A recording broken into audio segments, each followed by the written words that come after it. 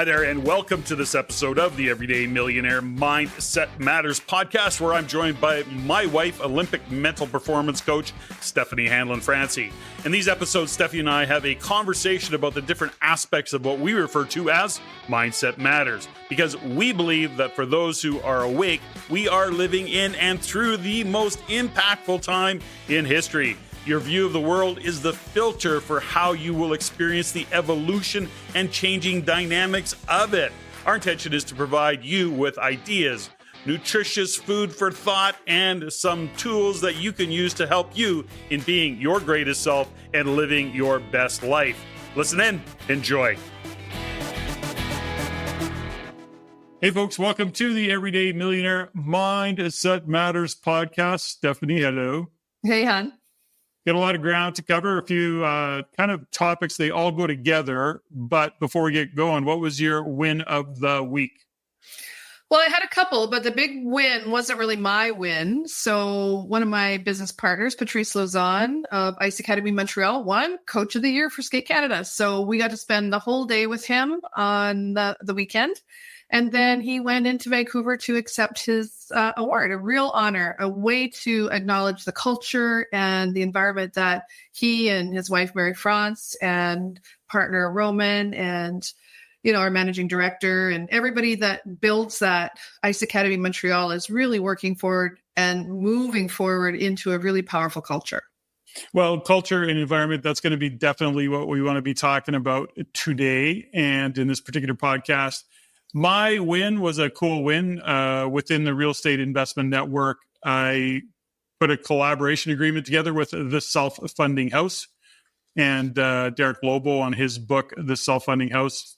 Three different kind of, I don't want to say three different versions, but originally the Self-Funding House came along and it was really built around the whole concept that in spite of the housing crisis and first-time home buyers, you know, he's under as I am. We both align on one fundamental thing, that times have changed. And so the way we want to buy that first home has also changed. Now, the Self-Funding House is a methodology. It's a way of doing that. So Rain, in collaboration with the Self-Funding House, are out to educate first-time home buyers as well, which ultimately is an investor. So that's kind of an interesting. Congratulations.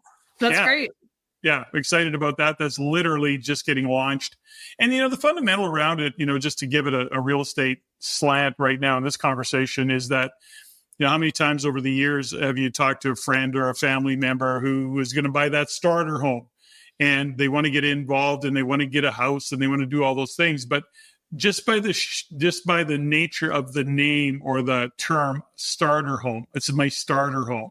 The implication right away is that means that there's another home in the future, which is traditionally or often the case where people will buy a home, maybe a home that they have to put some sweat equity into or whatever the case may be. And then ultimately they change as their family requirements change or whatever that might be. The point is that starter home implies that you're going to get another home. So it is, in fact, an investment, even though you're living in it.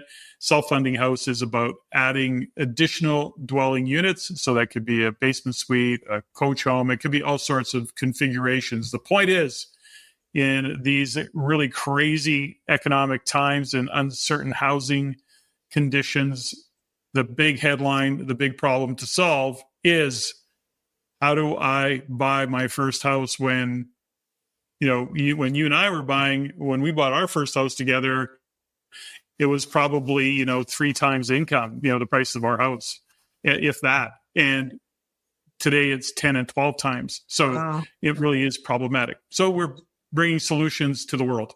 So I'm excited about that. Yeah, I love that. And I appreciate that you brought that up tonight because it is a big win. And I sort of watched you from the distance kind of going through these processes. And to be curious and to be creative in times like this, it really is a big deal. And I think that's what you really continue to bring to the RAIN community. So I really appreciate that. Well, I think there's some leadership in there in terms of, you know, the individuals that we work with in the investment world, like giving it a context. You know, we've always believed that real estate is of course, a store of value. It is a way to create a financial future, getting that security that people want. We're still big believers in real estate. What was interesting about this is that Derek Lobo and I have known each other for, I would say 15 years. He's been on the Rain stage a number of times. Rod Schulhauser, his partner, and this plays in, by the way, to the conversation we're about to have. So Rod Schulhauser, who is the co-author of the book, The Self-Funding House, who I'd only met, I think, once before, but who's actually driving the initiative around the self-funding house. It is a company. It's grown a whole set of legs and really cool stuff that they've got going on. I didn't know Rod as, I just didn't know him. I knew Derek. But what was interesting about that is I've always had a lot of respect for Derek Lobo. I mean, he's very, very successful in his business, but I've had him on the podcast 2 or 3 times. We just align in life's philosophies and the whole thing. Interesting and not surprising is that when I met Rod for the first time, and I kind of was not in the same conditions as this. So I met him the first time. It was cool, good energy from that man. And then now we've been working together to put the agreement together, put a plan together, et cetera. And you go, no surprise, he's hanging out with Derek. I mean, here's a guy that shares all of the values that we share as in Rain. So this goes back to the values conversation, which we often talk about. So that's a big win. It's kind of fun. Have no idea where it's all going to go other than we're going to provide some awesome education and see if we can't be a solution provider for these problems called, I can't afford my first home. Well, yes, you can. If you think like an investor and you treat your home like a business, guess what? Changes the game. So enough about that. What really showed up in terms of what kicked off some of the thought process around this particular pod was that there was 2 or 3 social media posts from individuals, and it was really wasn't directed at us as far as we know, but it was it was a shot across the mindset kind of view of the world. And these particular posts, started by one individual, carried on by others, was, mindset's bullshit. Just get shit done. Like, quit reading Tony Robbins and worried about what Tony Robbins is and qualifies it. Well, I'm not trashing, Tony Robbins. He's a really successful guy. Yeah, he's impacted a few million people in the world. Anyways, the point of it was that it was this really kind of harsh, quit wasting your time on mindset. And because I know these individuals, I was kind of looking at it going, what would you have said to yourself 25 years ago when you started your business journey? And, we sit here today, older, wiser, hopefully, and understand that if we go back in those times early on of what we had to do to get through the scary moments, making decisions, grinding it out, keeping on moving, and then 25 years later, negate all of what you went through. So I just want to open that door. Do you have a comment on that? Yeah, it's a really good point. But, get shit done is still a mindset. That's what cracks me up. We are driven by our mindset. And for somebody to say, hey, no disrespect against Tony Robbins, etc. But one of the comments that I saw was, why would you spend money on these overpaid motivational, overpaid motivational speakers? Why would you give them your money when you could just go and invest in a stock or buy do this or do that? And I'm like, wow, how could you step over all the work that you've done? And you probably went to a lot of those courses, got yourself here, maybe stood on the shoulders of giants, maybe in the Rain room or something, and then put down mindset. It blew me away. Well, it is interesting, right? And there are some people that just think that way. But let's unpack it a little bit. When you consider some of the individuals that we know that over the years, they are, I don't want to say they're negative. They don't like to see others in the mindset space. They have a view of that. Yet those same individuals are ones that have gone through some really tough times and have had to dig deep to get through those times, whether it's alcohol or drug abuse, affairs, all sorts of stuff in life. And that takes more than just getting shit done in order to get through those tough times. And first off, you went down a path that kind of was perhaps because you weren't paying attention and reflecting on your mindset and how you were viewing the world. And you're perhaps navel gazing. Maybe you were just looking at it all about you. My point is that as we go through these conversations that you and I see, and when you consider how many people we've worked with in our own businesses and how important it is in our own businesses even. We talk a lot about culture, which is what I want to come back to with, Patrice goes on to win an award for Skate Canada. You had won Coach of the Year for US. Figure skating, whatever that governing body US is. figure skating. Yes, thank you. That's right. Okay, my point is this, is that happens with, that comes from the culture that gets created within IAM. The point of it is that it's not surprising that the IAM team, which is what you're a part of, are award winning, because that is also the mindset of delivering value, the mindset of figuring things out, the mindset of creating a culture that is supporting clients and is supporting the sport.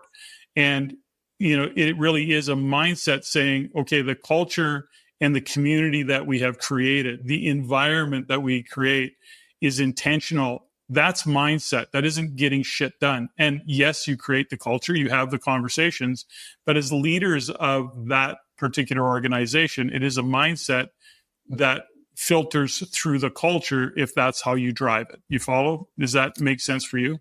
Yeah, it totally does. And I think what that leads me to is when you're building the environment on purpose or intentionally based on what it is that you want to bring to the world. Like I'm purpose driven, right? I'm values driven. So everything I do or everything that we do tends to be driven by our values. And when we drill down into having a purpose driven mindset or purpose driven lifestyle, it just means that for me, it's easier. I don't have to take distractions and take them on or be, procrastinate in areas that I don't want to do.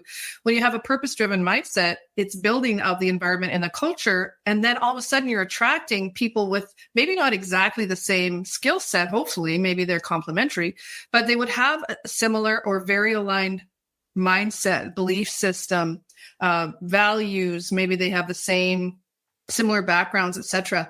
And I love that this is the kind of inclusivity conversation that I believe in. I don't believe in the kind of inclusivity where everyone's exclusive, right? So to me, mindset and culture is bringing people of like mind together with complementary skill sets so that you can move an entire organization forward for the benefit of your clients, for the benefit of your community.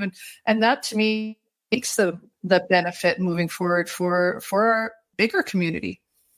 Well, the point of, I guess, when we think about this back to, mindset doesn't matter, to your point, that is a mindset. That is a view of the world. When we talk about building business, building a team, being in an environment, and we can kind of differentiate between that. If you, as entrepreneurs ourselves, look at the difference between a mindset of an entrepreneur / business owner, solopreneur, whatever that might be, versus somebody who has a job and is working 9 to 5. Somebody even who has a job is one aspect of it, but it's a whole different view of the world and a different mindset if you are in a union, because that has a whole culture. It's a union culture, union mentality. That's mindset. So it isn't that one is right and one is wrong. Again, we have to stress that. It's to point out the differences and how do you live in that environment? Are you aligned with that? There was an interesting conversation that we had with friends a long time ago. Whatever it was, they were struggling with they had one son who was really kind of very evolved, very, developed. And the other was, still trying to figure out why, was wanting to buy a truck. And they couldn't understand quite the difference between it. And at that point, I pointed out one thing, he's in an environment where buying a truck is the conversation of the environment he's in. It's, young trades guys all kind of want that big 4-wheel drive. It's a culture, right? And again, nothing wrong with it, but there's nothing to crack the code there. It's so obvious how much culture drives, and the environment that we live in and work in drives our decisions and how we view the world. So that was the kind of the point of all of this, is that when we consider mindset, everything is mindset in my world. Yes, you have to take action, but ultimately it's how you view the world that drives you forward or not. Well, it's also being mindful of your mindset. I mean, I would rather take some time, slow down, and look at things differently, look at my perception versus my perspective. When I'm making a decision, for example, I have the mindset of, okay, how can I play this all the way out and create different scenarios and different outcomes so that I can make some plans or take some action in the direction that I want to go? We call that a desired outcome, working backwards. You know, and all my clients have heard us say this over and over, is that what are we working backwards from? What are we working backwards from? And when you're working backwards from an outcome that's aligned with your values and it supports your vision and your purpose, then the checkpoints start to show up. And those are, I guess, what most people call goals. So when we're working on the mindset, for me, the mindset of a champion, the mindset of a champion athlete, a champion real estate investor, a champion mom, you know, a champion employee. Because to your point, there can be people who are employees that are really happy being in a job. But then if they seem to stretch and want to go into more, you know, to being more of an entrepreneur, there can be a real clash, a clash of intellectual values, intellectual outcomes. And then you throw, to your point, you throw the union piece into that, and then you've got a whole other dynamic. So if we don't understand and seek first to understand the mindset of the people that are around us, then we can probably get sucked down a pretty darn deep rabbit hole trying to chase the mindset or trying to chase the decision-making processes of the people that are around us. I know I had a business partner for a long time, and I actually thought she had a mindset of an entrepreneur, but what it came down to was she was very much driven with an employee mentality. You know, in a small business, you don't look for mat leave. It's very difficult to get, you know, holidays or vacation days. And we did everything that we could as a small business, and me being an entrepreneur, trying to figure all those things out and to fit into that box. And being an entrepreneur doesn't fit into the box of being an employee, and never the twain shall meet. It was very frustrating when we realized that we just had two different mindsets. Things work better.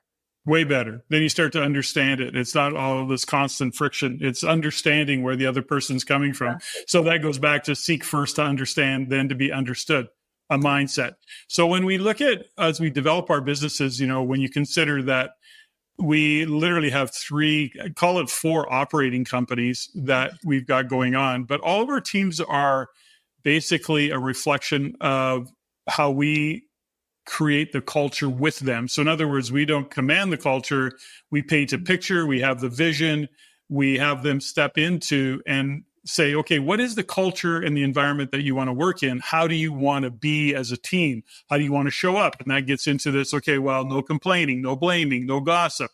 Everybody is on time. We want an environment that's clean. We want to make sure that we're looking after clients. So there's whole conversation around what the culture and the environment is and what are the conditions that we want to come to work and be in. Now, we create that, we all agree to that, then we have to align to it. Now, the key is the mindset of the individuals collectively have to align. They have to actually execute. They have to show up that way. That could take some mindset for some individuals that are just growing on their path and developing in the business. And that's a mindset conversation. There's another aspect to it that I want to shine a light on, and just a kind of a thought process, which is, you look at somebody who's really successful and they have momentum. There's inertia going on with their business and what they've got, what they have happening. Those are times where less mindset is needed. Generally, you've got a lot of momentum. You've got going. Where's the mindset really required? It's often required when you're feeling stuck, when you're not getting the results that you want, when you're facing adversity that you didn't see coming. Those are all times of mindset. When you're in a relationship that isn't working out, when life isn't a reflection of what you want it to be, it's a shit show, then it takes mindset to work through that process. And that's kind of where I'm coming from in the thought process of mindset, is like, you can set the trajectory with mindset, keep it going with mindset, which is focus, all those things. And then understanding that there are going to be times where it's really important. And most of those times are in getting something started or keeping something going or fixing a problem. Okay, that was a lot, but what's your thoughts? Well, yeah, I think you said it all, cowboy. Anyway, what I wanted to just shine a light on the word frustrated is that, if you're unhappy, frustrated, stuck, all those things that we are dealing with right now in some of the situations and the clients that we're working with, is that it's okay, because bringing a small dose of self-awareness to that, for example, the word frustrated, I was able to reframe that for many, many clients and many people. Frustrated isn't a feeling. So if you think you're feeling frustrated, what I invite you to take a look at is, what expectations did you have or do you have of the relationship, the business, the environment that are not being met? Frustration is grounded in unmet expectations. And here's the other one: unstated assumptions. Unmet expectations and unstated assumptions. And that's what's I would add to that. I would add misaligned values to that. Yeah, but you don't know that. You just feel frustrated. Yeah, you don't. You're right. You don't know that, but that's also what's underlying. Yeah, of course. So what I'm trying to say is that if your feedback, your trigger is the emotion that we can agree on, or people mostly agree on what a frustrated sensation is, but it's not truly a feeling. If you can break it down, it will end up, I'm sure, with misaligned values. But what are the expectations that you had of that scenario and that they're not being met? And then you go to make a person wrong, or a scenario wrong, or a situation. And then all of a sudden that creates drama and discord inside the business, which you don't even get to the values conversation, because you're just frustrated with each other with all these unmet expectations and unstated assumptions. Think about how many businesses and relationships have just, oh my gosh, have been destroyed or damaged over the last 3 or 4 years with unstated expectations and assumptions that people were on the same page. And then all of a sudden you get, presented with something where you have to make a life choice. And all of a sudden you start to see who's on your page and who's not on your page. And it can be extremely scary. So I think frustration to me is like the Trojan horse to figure out what your values are. Well, I also think this conversation is more important than ever, or these conversations, this kind of view of the world that we're facing, where we have to look back. It's 2024. The past 4 years have been tumultuous. It's been uncertain. It's been confusing. Depending on where you sit in, the paradigm of belief systems and values, there's so much diversity and polarity. We have a government that's a shit show. We have a lot of things going on. And if you're in this world where you're not really at the effect of it, it's not a big deal. I was listening to a particular podcast that I really enjoy, which is the All In podcast. And it's really a group of basically billionaires, or almost, there's a couple of billionaires and a couple of, multi-hundred millionaires. But the point is that they're observing what's going on in the world, but they are really aware, and they understand that they're not really at the effect of it. They don't have to worry about, they can go shopping at Whole Foods, and they talk about that. They are not hard pressed financially, and they're pretty bulletproof when it looks at what their businesses are and who they are in the world. They're pretty big deals. So when you consider that versus, let's say the lower mid or lower middle income, or even middle income, it's tough times. The cost of living, you're angry at the world, you're dealing with a lot of different issues and just survival. And so this is a time when things are very difficult for many, certainly confusing and uncertain given what's going on a global macro. Unless you're living under a rock, you really can't help but be inundated by a lot of really controversial news, if you will. And then you have to make a choice around that. That is all, I think, mindset, and how you view that and how you deal with it is incredibly important. And, when we think about the think tank and clarity equals velocity, part of that is having actionable insights into who you are, what you see, how you see the world, so that you can actually go put it to work.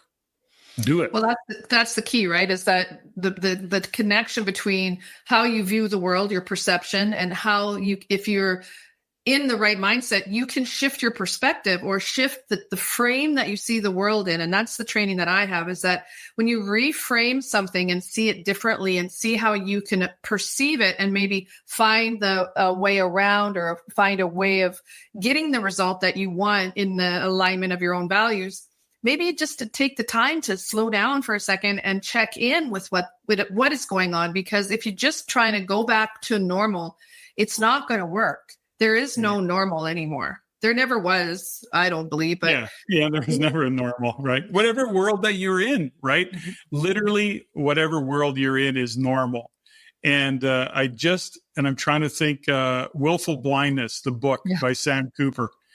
I had shared it with a friend, and he just texted me and had read it. He said, I'm only 40 pages in, and my jaw is on the floor. I cannot believe what our Canadian government has been doing. And we're not aware of that. My point of all of that is that there's so much going on. And I even find myself going through those periods of, I'm looking at it and I'm going, okay, how am I feeling around certain aspects of it? I'm definitely frustrated. I'm definitely at times unhappy. I'm pissed off. And it's hard not to be angry. It's like, but I have to let it go. And I do a pretty good job of that, I think, don't I? You can tell me. I think so. I mean, I'm a little bit biased, but I do know that I don't buy into your frustration and your pissed offness, and not that I'm seeing the world through rose-colored glasses, but I also know that if you're in that state, I'm not going to do us any good by joining in any kind of pity party exactly. So I think we have that agreement. If I'm, going down a path, which I can get pretty deep and pretty sad pretty fast with when my intuition and my consciousness kind of gets tired or I start to see things that I don't want to see, but I can shift my perspective back to my values, back to my purpose. And I think that is what my saving grace is that I can navigate pretty much at this point anything that we want to get through if I can keep myself aligned with my values. I don't get frustrated ever, because if I'm frustrated, my first thing I do is check in where I'm just either in my ego or I'm sad about something that I didn't achieve, or I have an unmet expectation. So I can check in right away, and I journal that all the time. I get it out. And the biggest one is the assumption. So when, moving forward, as we're taking, the steps into building out the think tank brand, et cetera, and shift and the work that we do that we love so much, is that we've drilled it down to some really simple basics as to how we can shift our mindset to get aligned with our values so we can get back into life, back into the happiness philosophies and the happiness psychology of what that is in our community. Is that happiness is a journey. It's not and that's the other thing. Happiness to me really isn't a feeling. It's to me, it's moving forward and achieving small goals and having those moments in time. It's not like this outside goal. So feeling unhappy, feeling frustrated, feeling stuck, got it. But happiness can't be the only goal. I think for me, if it doesn't have to be deep, but for me, it's purpose. And that's where the joy lives. Well, there you go. I was just going to say that. So you're happy when you're living your purpose. You've got joy when you're living your purpose, when you're making a difference and having an impact. That's always what it comes back to for us. I think for most people, if they really kind of look at it, that's always what most are. I would say always. That's what many are seeking, and maybe not even be aware of it. And again, when you given the body of work, as much as I can go through those moments in time, they are literally moments in time. I can put the checks in really quickly, which is just calling myself on the stuff that I'm frustrated with, for example. And most of this stuff is, around me is around bureaucracy right now. That's been my button for a long time. Yeah, what you can't control. What I can't control, right? And then I have expectations, and I have an expectation that they'll get shit done. I have an expectation that they're there for the best interests of the people that they are there to serve, because that's what bureaucracy is there to do, is to make efficiencies or to create efficiencies, to make things better for users. And often we find that that's not the case. So bureaucracy begets bureaucracy. Then it just gets layers and layers, and it never seems to work in my world. Now, that's probably not true for somebody who works with the bureaucracy. They see it differently. Again, that's how do we view the world. So in all of this, when we come back to understanding mindset, understanding that it takes thoughtfulness and understanding of our own emotional capacity, our own mental capacity. We have to question how we see the world, because sometimes it's simple as changing the way we see things. And then the things we see change. And the more that we can embrace that, I think the better we'll have, the more flow we'll have, the less feeling of stuck, frustrated, unhappy that we will have along with that. And we have to be a little philosophical. At the end of the day, we have to be philosophical about life, I think, in general anyways. Yeah, I think that's about it. That's all I got. How about you? Well, the last thing I want to do is just shine a light on where we get stuck sometimes, or I get stuck is in my BS, right? And not the BS that you think. It's belief systems. I have to check in all the time on my belief systems. They're not right or wrong. And, when I talk to people and I'm helping people shift and reframe and refocus on what it is that they want, sometimes it comes down to their operating system is grounded in a belief system that no longer serves them. It maybe came from parents or grandparents or politics or religious scenarios or whatever. And it's not right or wrong, but it's really important to be curious and to discover if a belief system is grounded in something that may not be even relevant anymore. So, and in your case, your BS was like anything before Steffany. Yeah, that's right. That was my BS. Anything before Steffany. That was so long ago, I don't remember anything anymore. It's interesting too, the paradox. We started this conversation around mindset and, somebody or somebody's, kind of making mindset wrong. In other words, just get to work. But that is the paradox, because that thought process is in fact a mindset.